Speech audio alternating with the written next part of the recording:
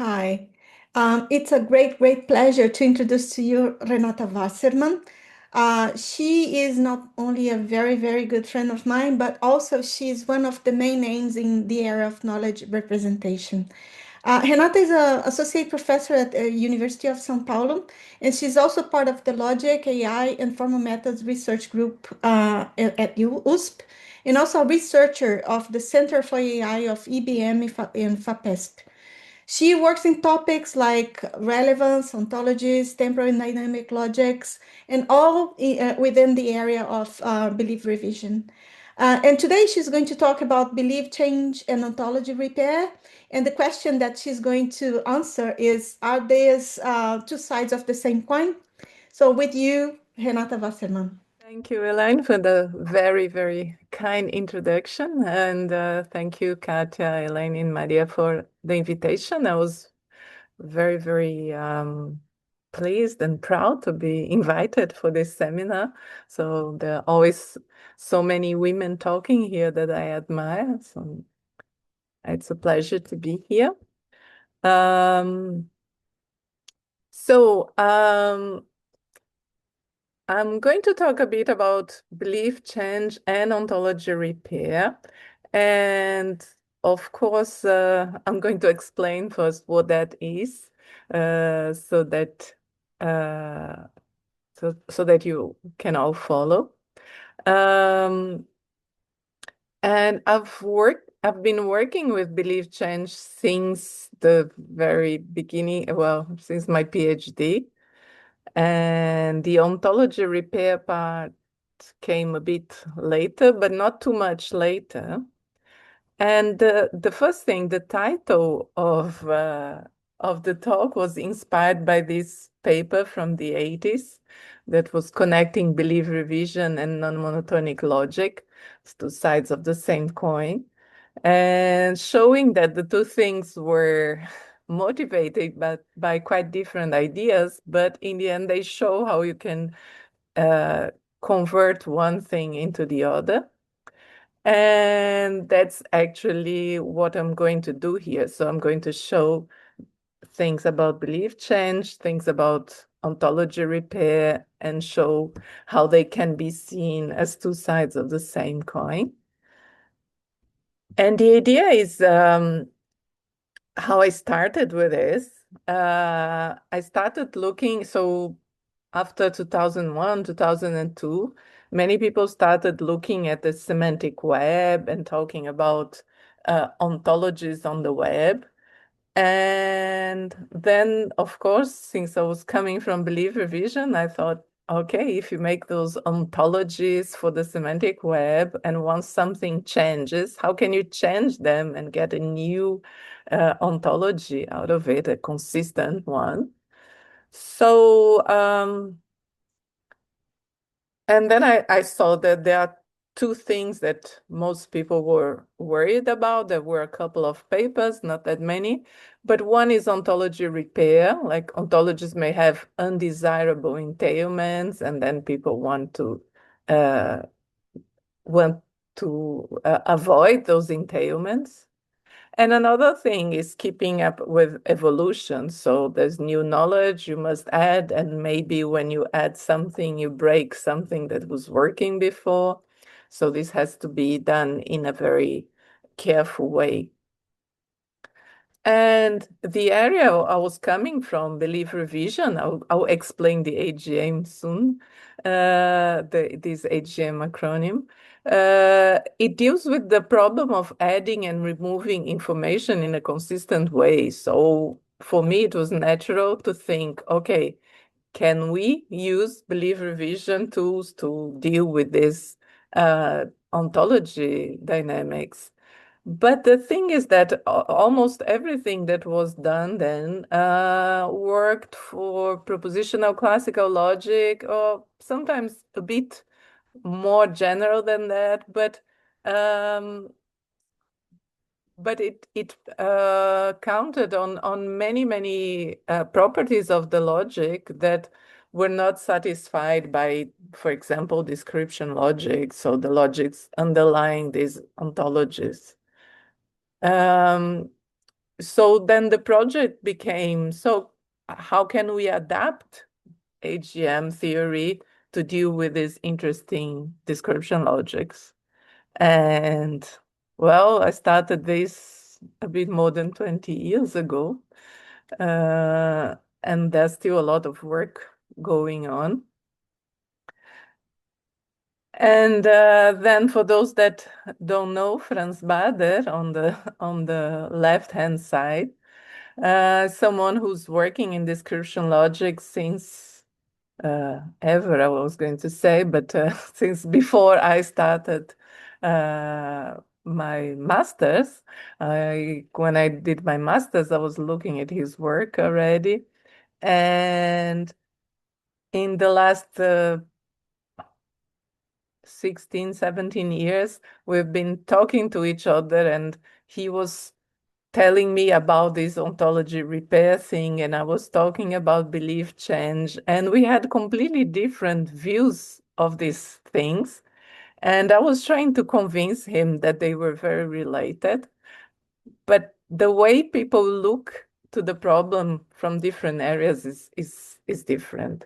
So while belief change is an area that came from philosophy, and we're looking at rationality postulates and then proving theorems that connect them to some mathematical construction.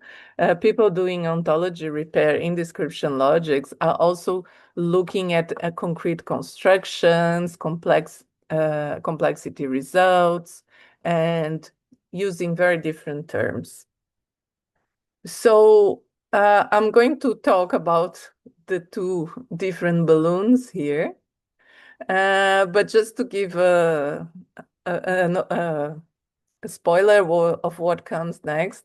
After 15 years of discussion, we published the first paper together that was using contraction, that is a form of belief revision, together with optimal ontology repairs. And yeah, I was very proud of this paper. This is 2 years ago, and okay, we worked on some follow-up papers after that. And so just to give a first idea of what belief change is, we have this old example that we have some beliefs. So we are talking about some agent that has beliefs, doesn't matter whether it's a person, a system. And the example here goes about birds. So you put a trap somewhere to catch a bird, and you put inside some swan food that only swan eats. And then you come back and you see that something was caught in this trap. You're in Sweden. Well, that's where Gardenfors was. And you have this belief. So you believe that what is inside is a swan. You believe that this bird in the trap comes from Sweden. You believe also that Sweden is part of Europe and that all European swans are white. And from this, you can infer. So if these are your explicit beliefs, you have it as a consequence that the bird you caught there is white. And what happens if you look at the trap and this is a black swan? You have an inconsistency there, but still you're looking at this bird and you say, okay, this bird is black. And you have to decide what sentences you have to give up. So from your initial beliefs, maybe you want to give up the idea that all European swans are white, or maybe you want to give up the idea that the bird in the trap comes from Sweden. Maybe it came flying all the way from Australia. But maybe you're not so keen on giving up the idea that Sweden is part of Europe. So there are lots of things involved and some kind of preference behind it. But what is important is, of course, I could make everything consistent by just forgetting all the initial beliefs. But information is something that's costly, so expensive. We don't want to throw everything away. So the whole problem of belief change is that you want to change your initial beliefs to accept the new information, but keeping as much information, that previous information, as possible. And there's nothing that can be done here with pure logic. You need some kind of preference ordering among these beliefs. So I'll talk about the AGM theory and some things that came out of it. And then about, okay, belief basis, it's a kind of way to represent beliefs and some general results, and then ontology repair, and then I'll put the things together as I promised.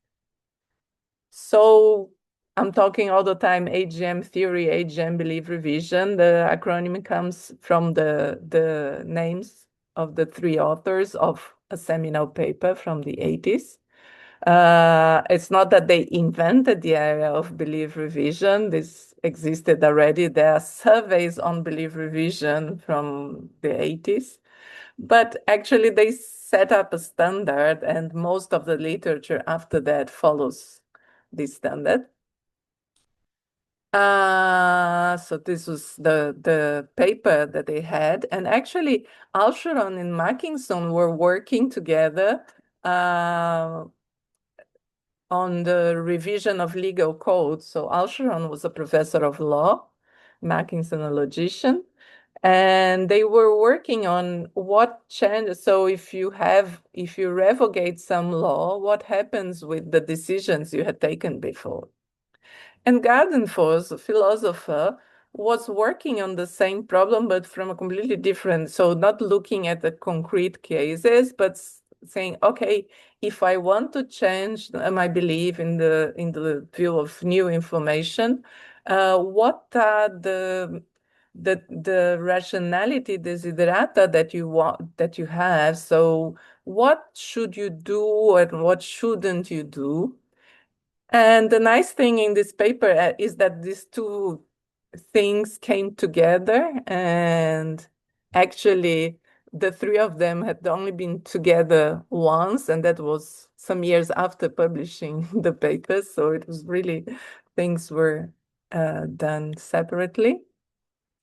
And the idea, so in the AGM theory, is that you represent the epistemic states of an agent as sets of formulas.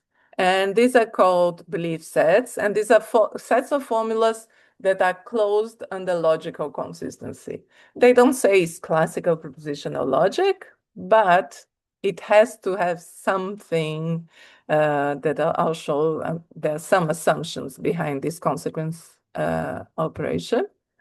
And then there are a couple of, not a couple, different epistemic attitudes. So if you have a belief alpha, you can say it is accepted if, sorry, this is not a minus, this is just an hyphen. So if alpha is in K, you say, okay, alpha is accepted or is believed. If not alpha is in K, then you say alpha is rejected or the agent does not believe alpha. But maybe you don't have alpha or not alpha in K, and that means, okay, the agent doesn't know anything, doesn't believe alpha, doesn't believe not alpha. And when we look at the inputs here, so the things that we are going to use to change a belief state, these are formulas. And then the AGM theory defines three different operations. One is expansion, it's just adding a new formula to your belief state. And this means here just taking the union and closing on the logical consequences. But when you look at contraction, contraction means um, changing your belief state so that it doesn't imply alpha anymore. And then it's not so easy as here. If you think about the example I gave of the swan, it's not just deleting one sentence, but it's choosing which sentences to delete so that you don't imply alpha.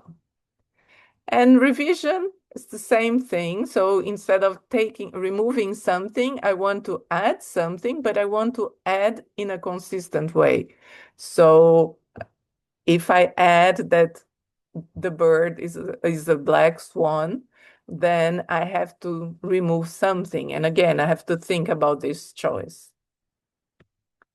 In the AGM theory, typically one can build a revision from a contraction and an expansion, and vice versa, build a contraction from a revision and and using the negation. So typically most papers will focus on either revision or contraction and assume that you can build the other one easily. Which is, of course, not true for all logics. If we look at I don't know if you can see the cursor when yeah. If we look here, we have the negation of a formula. So we are assuming at least that we can negate any formula in our language. So it's not always true that we can build things in this way. And then, so the AGM in a nutshell, any paper with within this tradition of AGM will have rationality postulates. I'll show you how they look like. So things that state what a rational operation is. You have a mathematical construction, and you end it with a representation theorem. So showing that the postulates and the construction, they represent the same operation. And as I said, they don't require classical propositional logic, but there are several assumptions here that the logic is compact, it's super classical, it satisfies the deduction theorem. So there are lots of hidden things behind all the representation theorems. And this is just to give a hint of what the rationality postulates look like. So these are postulates for contraction. And they say things like, okay, the result of a contraction must be a belief set. So again, closed under logical consequence. And also that if you are contracting by something, you're not adding anything new, you're just removing things. If alpha was not in the set, then you shouldn't change anything when you remove alpha. And except for the case when alpha is a tautology, you don't want to have alpha. So this is a success condition. You don't want to have alpha in the resulting set. Then we have a postulate here that says that, okay, if alpha was in K and I contract by alpha, then add alpha back, I get back everything I had before. And the last one says, well, we are dealing with logically closed sets. So when contracting by equivalent sentences, we should get the same result. So this seemed very natural. And this was the part that was done by Gradenfos before they put the things together. And then one construction here, the one that was proposed by Alsheron and Mackinson in the beginning, is this idea of partial mid-contraction. So first, they define remainder sets, which are maximal subsets of the belief state that don't entail a formula. So you take all the maximal subsets of K that don't imply alpha. And then they hide that preference order. So the idea that you have to choose some things over others, it's hidden in a selection function. So a selection function will look at all these maximal subsets not imply alpha and select some of them according to some criteria, some preference. So take the best ones. And then the idea is that contraction is defined as taking all the best subsets together. So you take the intersection. What happened in 85 that made them famous was showing that um, everything that is built in this way with this construction satisfies the six postulates. This is the easy bit. But the most surprising part is that everything that satisfies any operation that satisfies these six postulates, for any such operation, you can define the selection function so that you can build it using partial meet. So this is why this is considered the beginning of the story, because then not only this construction, but several other constructions were shown to be equivalent to this set of postulates. And this is a very nice theory. So just to give an example, so this is a kind of a dual construction where instead of taking the maximal subsets not entailing alpha, we take the minimal subsets that imply alpha, and then we cut them. So take all the minimal proofs for alpha that are in K, and we choose something, well, forget a bit about this hierarchy, but you choose at least one element of each of these minimal subsets. And in the end, what we do is we remove these. So you break every single proof that you have of alpha instead of K, or of instead you inside your K, and then you don't have alpha anymore. And then again, there's a representation theorem that this is equivalent to the postulates, and hence it's also equivalent to partial meet. And I could go on here, but I think this is the idea. And these are the two operations that I use most. And then, okay, I come from computer science, and they say this is very beautiful, but then you take these logically closed sets. If you have any meaningful language, this may be infinite. So there's a whole area that, so a kind of a spin-off of AGM that went looking at these problems. You may have infinite sets, and if you have anything inconsistent, then all the inconsistent belief states are the same. And you don't have any distinction between what you added explicitly and what was derived from it. But still,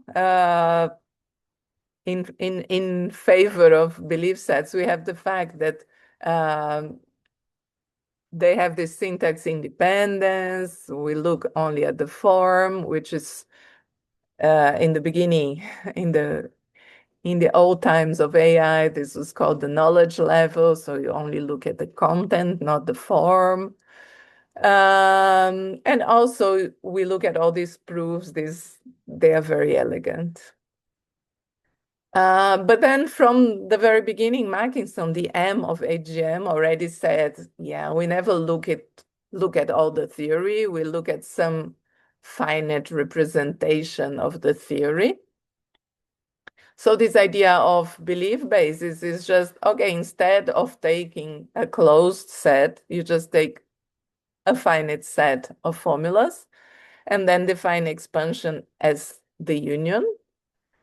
And then we have some extra attitudes, because we can have things that are explicitly believed and things that are derived. So they are only believed because there was something else put explicitly in the base before.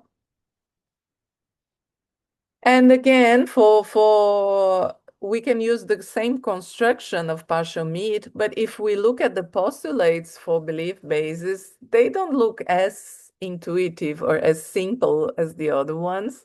The idea here is sort of the same, like you're not going to delete something unless it is part of a reason to believe alpha, but it's much more complicated. So in order to make representation theorems work, you need postulates that are not so intuitive. They are kind of artificial postulates.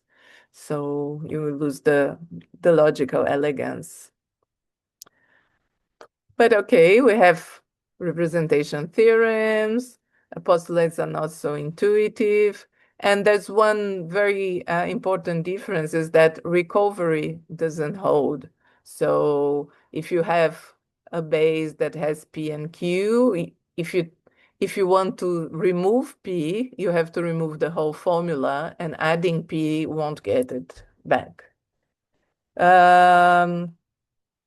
So it is a different kind of operation, but it is what is used in practice. So when we look, there are lots of things in the literature that look like this. So model-based diagnosis, so all things from last century AI.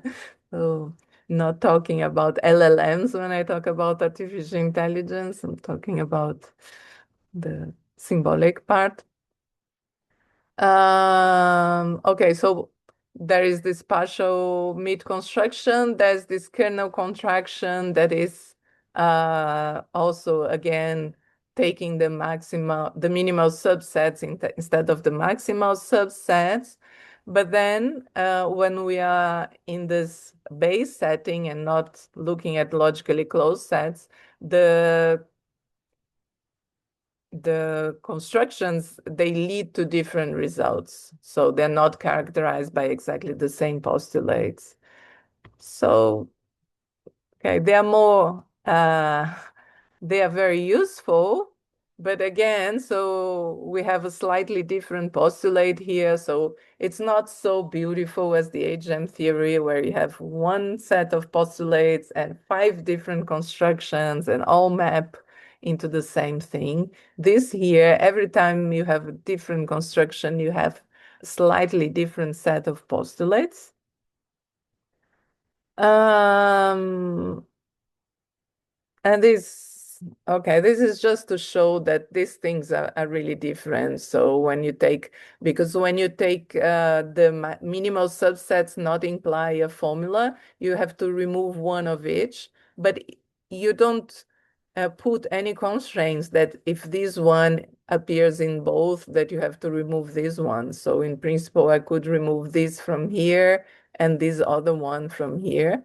So I have lots of constructions that in the end I get P, but I cannot get P by intersecting some of these subsets. So, but as I said, both the literature for AGM, belief revision, but also the when using basis, most people consider propositional logic. And for belief basis, we have some more general results. So we only need, so to, what I'm saying here is to keep the results, the construction and the rationality postulates and the theorems, the representation theorems, we only need the logic to be compact and monotonic, which is much less than before. So we can deal with several different logics, description logics, Horn logics, but other sorts of logics. But okay, this is true for belief basis, but not if you want to look at the set of consequences. So for the set of consequences, as I said, we have some AGM assumptions. And this one is the killing one. So when you say supraclassical enclosed under the standard Boolean connectives, you need negation, you need disjunction. And so you rule out many of the interesting logics we use in AI. So there was this work by Georgios Flores in well, 20 years ago, where he showed that AGM theory could not be applied to every logic, and in particular not to these two specific description logics. And these two were important because they were the basis for all, which is the web ontology language, and which is the standard for representing ontologies. So these were two very studied description logics, and you cannot use AGM with these logics. And the way we solved this was, okay, we substituted, because recovery is the postulate that always fails. But because we knew that for basis it also fails, we substituted it with relevance, that is a postulate that was already in the literature. And in the presence of the AGM assumptions, recovery and relevance are equivalent. So it's nice to have this result. So this is a general result showing that, okay, if you have a logic which is Tarskian and compact, then you can get this characterization with only one postulate changed. And okay, we did contraction was the easy bit. When we had to deal with the revision, we couldn't use that Levi identity because we didn't have negation, so we had to go doing some different things. It took another 10 years to get something for revision, but I'm focusing on contraction here.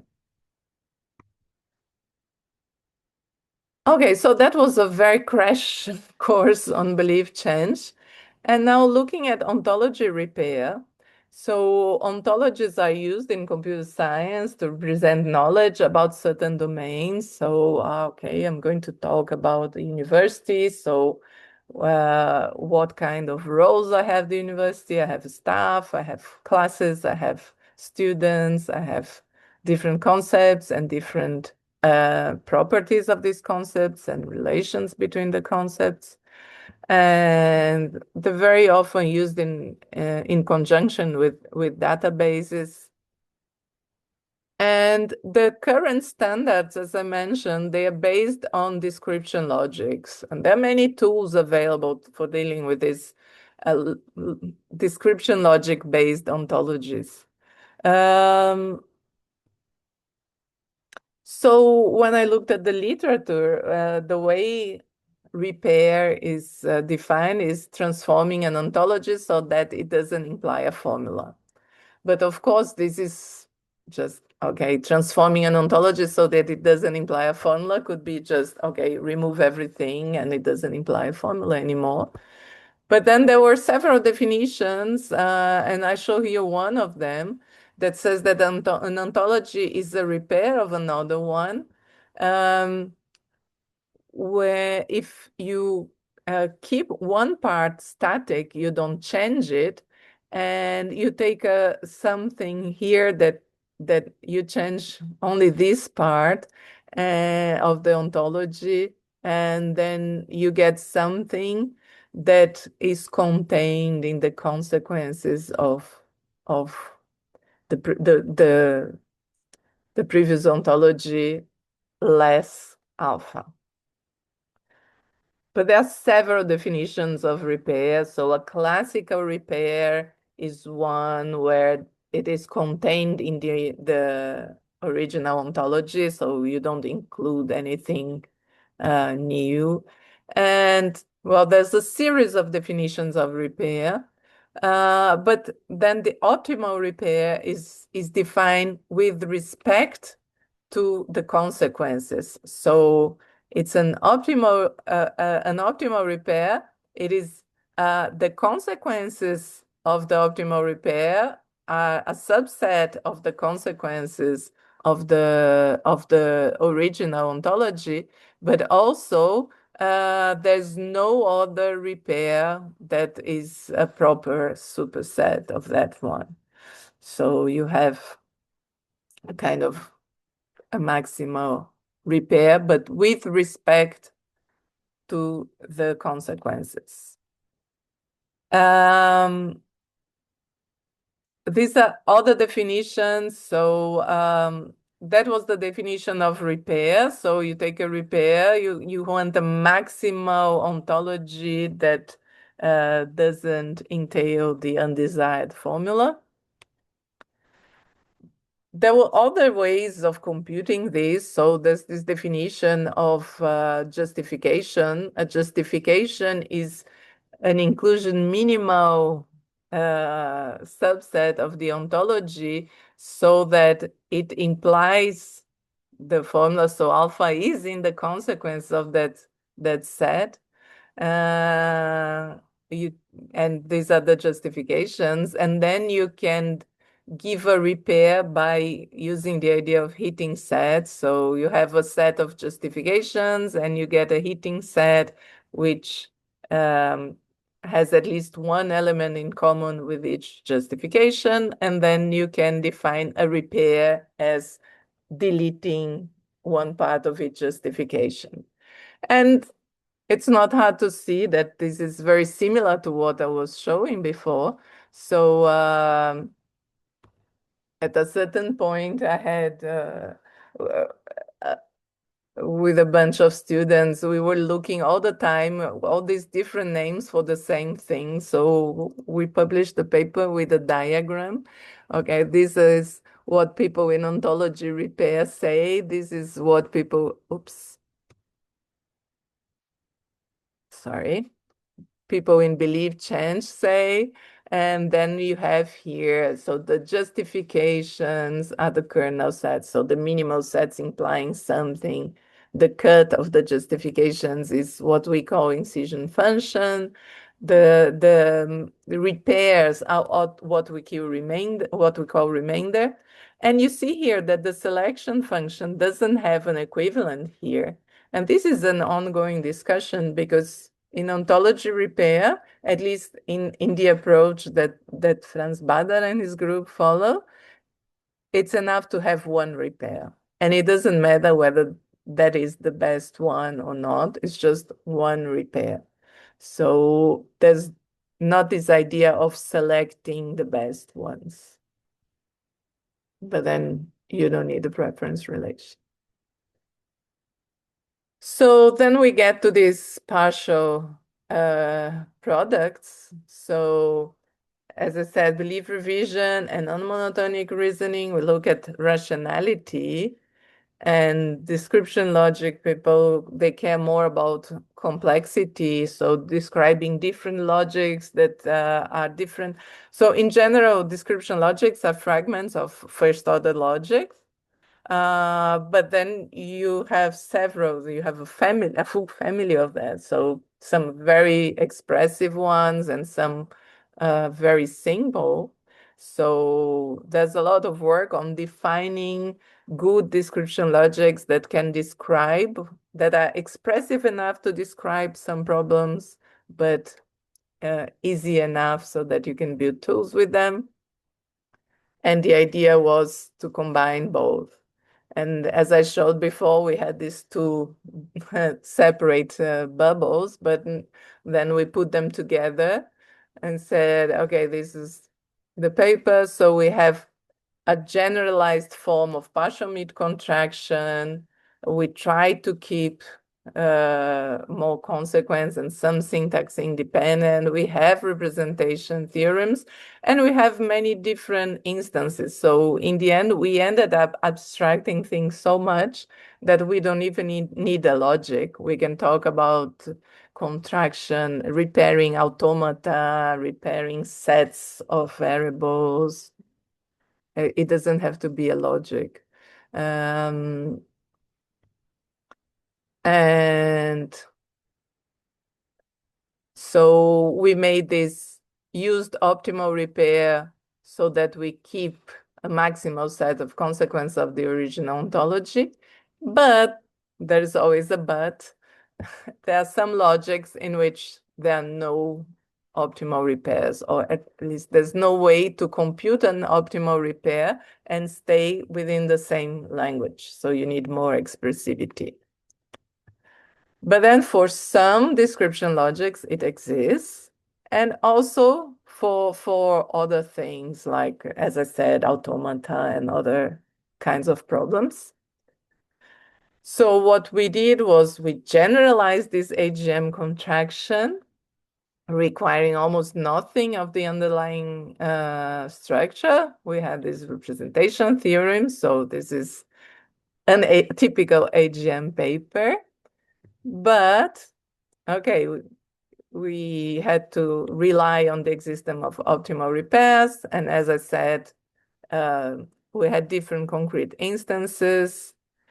And what's interesting for me is that, for example, once you look at finite automata, this looks very different from a set of formulas. And yeah, it's still something for us that we're always looking like, okay, how weird can something be? And so that we still can find these optimal repairs. And to show what we've done, so we've gone to we generalized something, and then we had to narrow it to logics that where there exists an optimal repair or that where it can be computed. Then we generalized again because we started playing with the EL, and then we said we looked at all these different things that we could do that we didn't have to stick to description logics. And okay, where are we going from here? I don't know. We've been playing with different ideas. Actually, I'm with Franz here in Dagstuhl, and we were discussing many ideas to continue. And we're always happy to hear ideas of problems that we can try to solve with a solution. So that was basically what I wanted to show. I'll just leave here some, so if someone wants the slides, these are the classical references for belief revision and description logics. And this is some of the work I mentioned here. Thank you very much. Yeah, thank you, Renata. That was a really nice talk. Yeah, thanks for joining us at Women in Logic seminar again. Really appreciate it. Yeah, let's thank Renata again. Yeah, thank you very much for the fantastic talk. And yeah, there's a really nice discussion after the talk. Thank you very much. Thank you, Renata, very much for accepting our invitation. It was a pleasure and an honor to have you with us. Thank you for the invitation, and hope to see you, some of you at least, in Lisbon. See you. Bye. Bye-bye. Bye-bye.